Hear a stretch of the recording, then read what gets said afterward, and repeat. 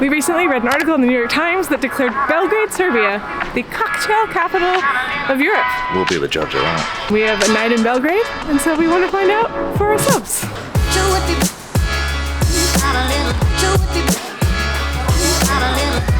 Our first stop is Cultura, and this is one of those bars where you can just tell the bartender what you like. He asked me if I wanted sweet, sour, or bitter. I said not sweet, and he asked if I was okay with egg white, and other than that, I have no idea what I'm about to drink.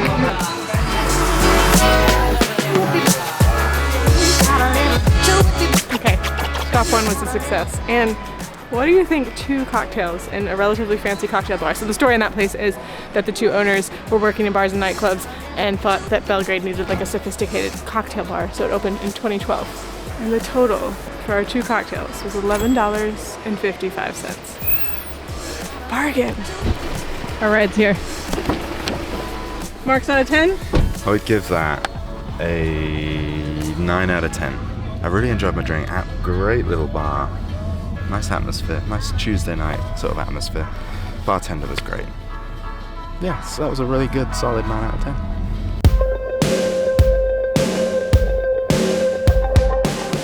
I bet this is really cool on a Friday night when they have like a food market. What's today? It's Tuesday night. Our next place is Belgrade Urban Distillery. So the story of this place is that the owner opened a rakia bar in 2006. Rakia is a plum-based brandy. I guess he had a hunch that Serbians wanted like a higher quality rakia.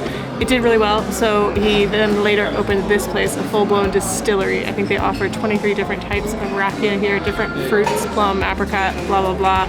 On Fridays, and maybe other days, there's a market here. It's a Tuesday in mid-October, so there's not, but they do have a restaurant, and then this little, like 12 to 15 seat cocktail bar in the back. So our lovely bartender has just recommended a plum sour and a plum amaretto sour. I feel extremely sophisticated.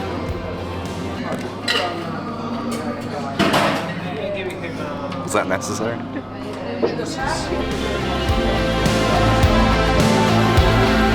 This is the plum amaretto sour. Looks beautiful, by the way. Smooth and very sour. It's delicious. The rakia is not that strong, which I thought it was going to be like, but it's not. It's actually a very delicate taste. Mine's the classic plum sour.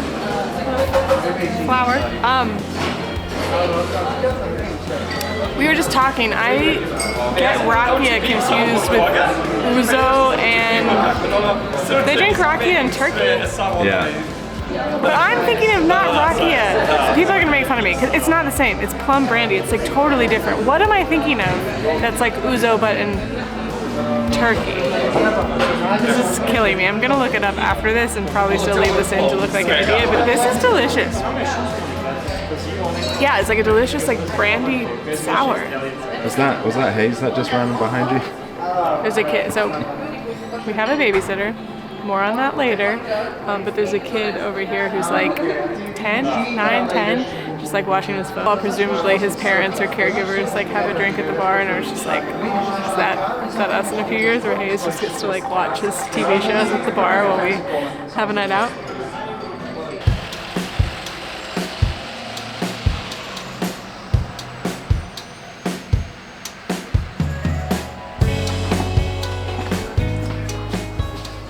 We should have gone to this game. It's here in Belgrade tonight. How did you not know that? I did. I actually asked you earlier in the taxi, but you didn't hear me. I don't think you would be up for that. For a bit of context, it's the European qualifiers for next year's Euros. Serbia are playing Montenegro tonight, and I think they maybe could qualify if they win tonight, or at least very, very close to qualifying. Have we eaten cevapi every day that we've been in this region? Yes. Are we interrupting the cocktails to have it again? Absolutely. Cevapi, if you don't know, is eaten in a lot of the countries in this region. And it is like skinless sausages with beef, I think.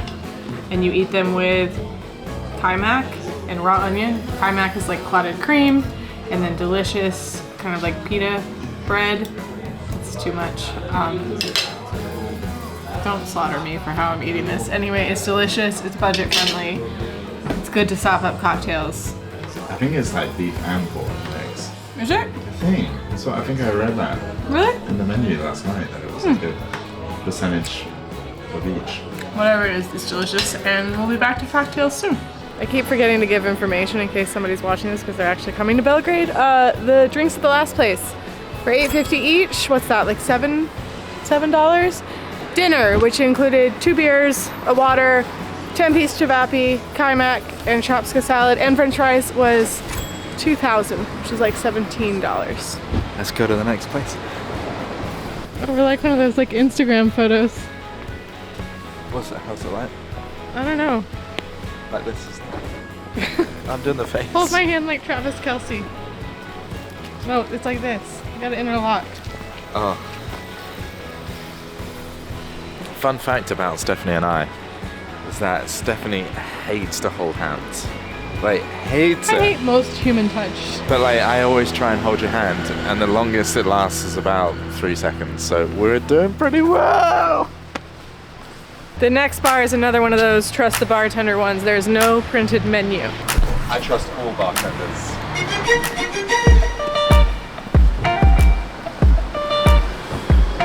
There's a lot of very cute places around, aren't there? I feel like, look, this little place down here. I mean, I feel like we're not doing Belgrade justice because it's a Tuesday night. I think on a weekend, this place would be poppin'.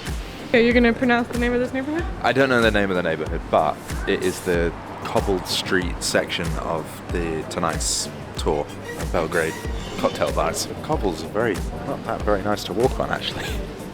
Quite uncomfortable underfoot. Okay. Can you imagine if you were doing this in high heels? Be all over the place, wouldn't you? Do that around. Have I missed it? Do you know how I found out? It's riddle on the ashtray. YG.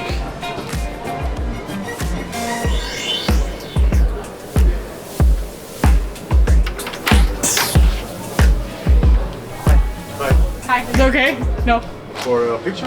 Yeah. It's a video. Yeah, a video? Yeah. Oh, okay, welcome. Thank you. I'm gonna be nice. So, Can we have a drink? yeah, of course. Do you have a reservation? No. No, sorry. Okay, it's okay. It's okay. Like smoke flavor? Not too. I don't want to make something classic. Okay. Make something that is ours. Okay. So, do you like maybe raisins? Do you like raisins? Raisins. Yeah. One thing I like about every bar we've been into is they all take your jackets and hang them up. Yeah, Every love single that. bar we've been into has taken our jacket. Strong vibes in here, though, right? I'm enjoying it. I enjoyed the welcome. The entrance was great. Probably on a Friday or Saturday night, you probably need a reservation to get in here.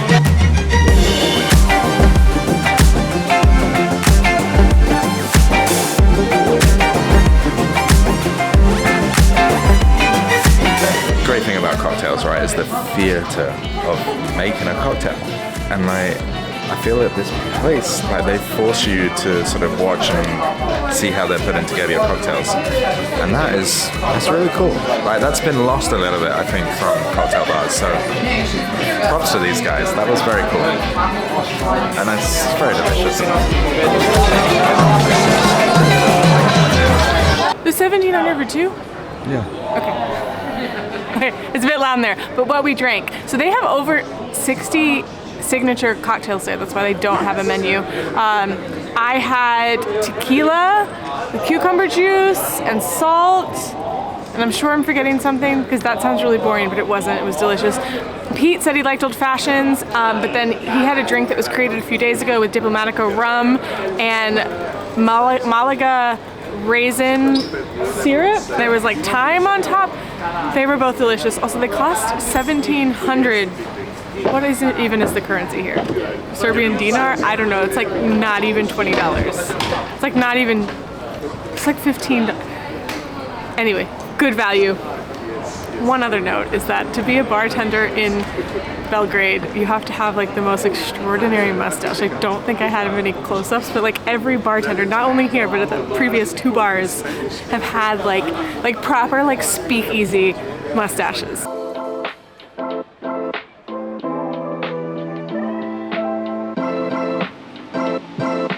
We're on our way to another speakeasy-esque cocktail bar, and this is usually like the time of the night that I can start really relaxing because I can see Hayes in the hotel room on our little security cam, sleeping snuggled up in bed. If you're new here, Hayes is our 4-year-old son. If you're a longtime viewer of this channel, thank you. And you'll know that sometimes we get babysitters so that we can go have a night out like this one. Finding a babysitter in a foreign city is a really nerve-wracking thing to do. But occasionally you stumble across a trustworthy, easy to use agency. We used one in Japan that was fantastic. And here we found Babysitters Club. Babysitters Club was started almost 10 years ago by Tia and Tiana, who were working at an international school here in Belgrade. And they were constantly asked by parents for babysitting services. They are all vetted by Babysitters Club. They all have background checks, first aid certificates. They gave us peace of mind because they've been around so long. They also work with several hotels such as the Hilton here in Belgrade. So I don't know how many people watching this are actually coming to Belgrade, much less coming to Belgrade with children. But if you are...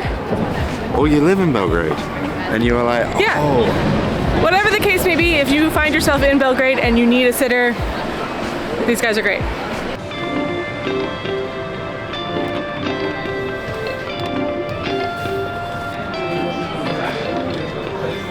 Sorry.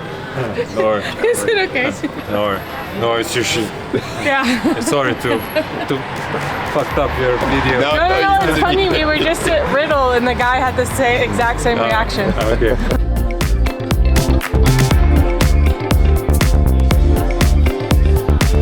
Belgrade Cocktail Club, another bar where you have to buzz to get in. There's no menu, and the bartenders have mustaches, and they take your jacket. I say this in the most complimentary way. It's not a problem. This one, I haven't even sipped my drink yet, but vibe-wise, this one might be my favorite.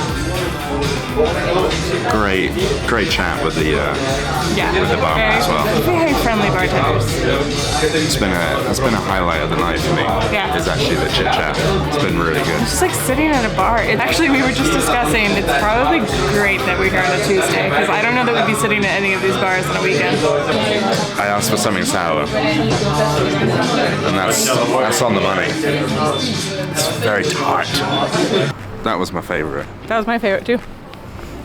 We had another bartender named Urosh who made it wonderful. I believe his brother is the owner, based on the New York Times article that we are copying. What we drank there, I told him I like everything, and he was like, well, what haven't you had tonight? And I was like, well, is that the responsible way to approach this? So I had bourbon. I had bourbon with fernet and like a honey syrup with like orange and lemon in it. Delicious. Pete had a tequila drink with rhubarb and raspberries, like a sweet kind of sour situation. Urosh and Alexander were just like, all the bartenders have been lovely. We asked Urosh the best bar in Belgrade, and he said Druid, which is just around the corner, which we had read about, but it said no photography is allowed, so we kind of like removed it from the list. However, it sounds too good to pass up, so we're gonna go. We're not gonna be able to film it. It'll be our last stop of the night. We'll tell you about it when we get out. That's why I love to travel. It's always when you meet people. And Urosh was a really fine gentleman. That was the bar. There's always one bar whenever we do these nights out where you're like, I could stay here and have several drinks, and that was that bar. If you're in Belgrade and you only have time for one spot, go to that one. But honestly, every single one of these, spoiler alert, the New York Times article, it wasn't lying. Oh, I love a bar where you gotta like identify where it is in the green lantern. That's cool image. Is that either a fish tank or it's someone's TV? I don't think it's a bar though. Is that a bar? Or was that someone's living room? Okay, gonna have to put this away. Okay, my verdict on that place is that it's actually my least favorite of the evening. It was cool. but like vibe-wise, it was the least cool of everywhere we've been. It was the first place to have a menu, which I have the hiccups. I don't have a problem with. And the cocktails were delicious, but like the graphic design of the menu, I'm like a big design person, and the font and the menu, it just like wasn't as cool feeling. The bartenders were the least friendly of anywhere we've been tonight, but it was still really great. So my verdict on that place is 5 out of 5, but the bar is pretty high. My verdict of the evening is that the New York Times asked, is this the cocktail capital of Europe? And like, maybe, I don't know. It's like, it's pretty great. I feel great because of the Cevapi. That was a great night out. Belgrade is... The cocktail capital of Europe? I mean, it is. I think the most expensive cocktail we had all night, it might have been there actually. Mine was, I think I had a cocktail somewhere that was $12. $12 was the most expensive. Most were around the like $7 or $8 mark. So it certainly is the most affordable place to go get really fancy cocktails. And so yeah, I think we can conclusively say that perhaps Belgrade is the cocktail capital of Europe. There was definitely like a few other places that we saw that you probably could get. Oh. Anyway, this is a great place to come and have a delicious cocktail. Belgrade has a great vibe. I wish we could show you it in the day, but tomorrow we are headed sort of on our way to Bulgaria. The next time we'll see you will be in Bulgaria with Hayes. But for now, we appreciate you watching, and we hope you get to experience nightlife in Belgrade at some point. Can you get us home? I think that actually was our taxi. Oh, stand back, please. You're in the middle of the road.